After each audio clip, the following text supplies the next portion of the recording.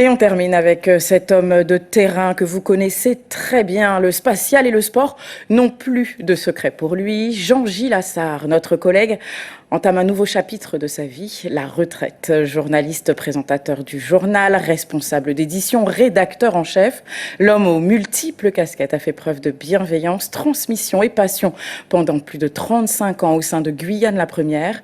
Retour sur son parcours exceptionnel avec Céline Fleuza.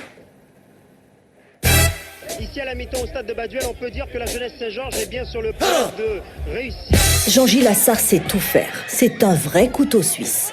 Sportif dans l'âme, début des années 90, il n'hésite pas à quitter son poste au Centre spatial guyanais pour rejoindre le service des sports de RFO.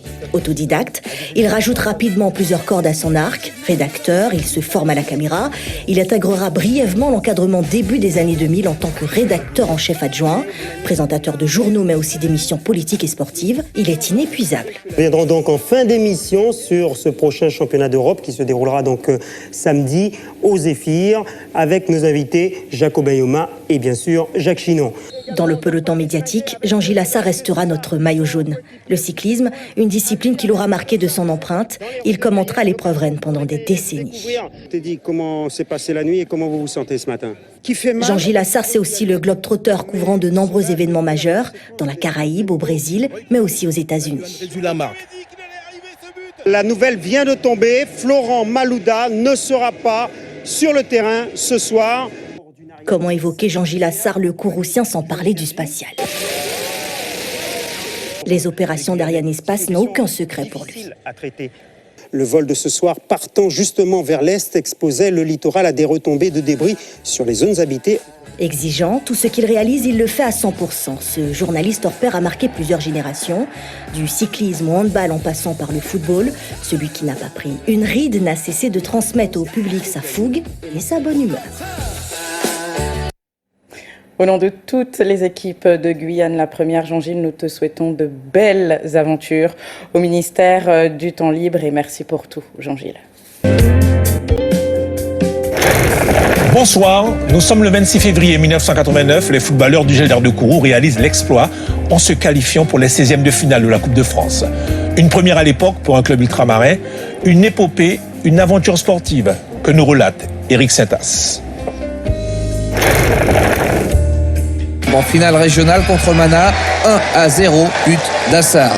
Puis contre Chaumont, au 8e tour, il marque le but égalisateur qui permettra au Gilles d'Art de revenir, de se qualifier. L'aventure pour Jean-Gilles Assart a failli se terminer le jour où elle commençait pour le Gilles d'Art. Lors du 32e de finale contre Sens, victime d'une contracture à la cuisse, il quitte le terrain, l'homme seul, l'homme blessé. Je peux vous dire que c'est dur parce que on a préparé ce match ensemble et je suis sûr que les gars vont gagner. Ils vont gagner pour moi, ils vont gagner pour nous tous, ils vont gagner pour toute la Guyane. Et le Gilles d'Art le gagnera ce match, une victoire qui lui permettra d'entrer dans l'histoire. Premier club de l'Outre-mer en 16e de finale. Nantes, un obstacle trop difficile. Les Nantais l'emportent 3-0 à Bois-Chaudat où Assart ne joua que 10 minutes, mal remis de sa blessure. À peine le temps de souffler, les Guyanais s'envolent pour Nantes et le match retour. Une formalité pour les professionnels de première division qui l'emportent 8-0 au stade de la Beaujoire. Un score trop lourd pour le Gilles d'Art qui aura quand même tout tenté pour réussir un dernier pari, marquer le but. Jean-Gilles Assart là au bout du pied à 5 minutes de la fin. Mais cette fois-ci, l'effet Assart ne marche pas. Dommage pour lui, dommage pour le Gilles d'Art. Je remercie surtout tous les supporters qui ont cru en nous. Je ne les oublie pas parce qu'ils ont peut-être souffert comme nous. Ça a été dur aussi pour eux, mais je peux leur dire qu'on a donné tout ce qu'on avait. Et franchement, personnellement, je ne suis pas du tout déçu de cette défaite de ce soir.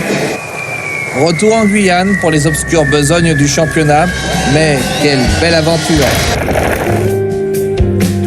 Âgé de 27 ans à l'époque, l'entraîneur du Gilles d'Art de Kourou, Raymond Ruffinel, parvient à insuffler un état d'esprit au sein d'une équipe qui s'était surtout fixé des objectifs pour la saison 88-89.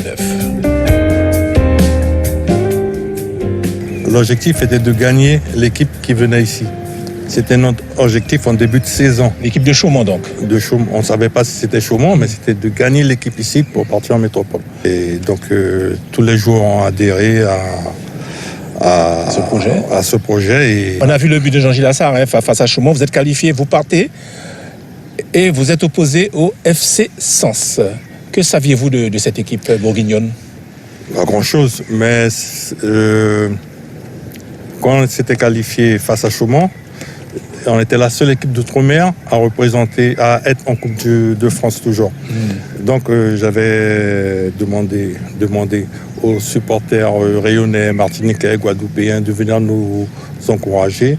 Et ce jour-là, quand on a joué à Fontainebleau, le stade était rempli. Au bout, il y a eu un exploit historique. C'était le premier club qui se qualifiait pour les 16e de finale, le premier club ultramarin.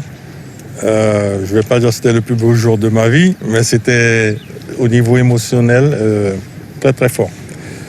Lors des 16e de finale, vous êtes opposé au grand FC Nantes, l'un des meilleurs clubs français. Et là, vous vous dites que vous avez une chance, ou sinon vous vous dites que vous êtes arrivé déjà au bout. L'objectif, c'était de marquer un but. C'était juste de marquer un but. Et bon, à l'époque, moi je voulais jouer à 16h. C'était un mercredi, la Ligue avait dit non. Et c'était la seule chance qu'on avait peut-être de marquer un but. Pour vous, les clubs ultramarins et guyanais en particulier n'ont jamais vraiment été aidés par la fédération, bien au contraire? Non. L'arbitre a donné. Le jour contre Sens, le délégué me dit « Monsieur, le match est terminé ». Ça fait un moment. L'arbitre ne siffle pas. On était à 9. On a fini le match à 9. C'est une volonté, que tu le veuilles ou pas, ça ne se dit pas, mais maintenant je peux le dire. Je peux y en tenir.